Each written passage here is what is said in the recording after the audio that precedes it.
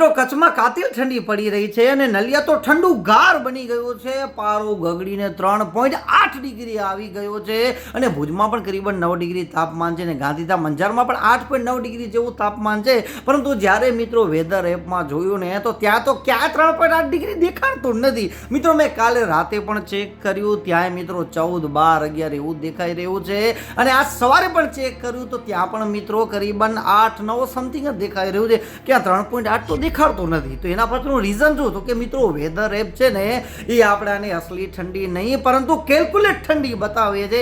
Satellite, computer model, nearby station આ બધાને ભેગું કરી અને એક અંદાજિત વેધર આપણાને બતાવે છે.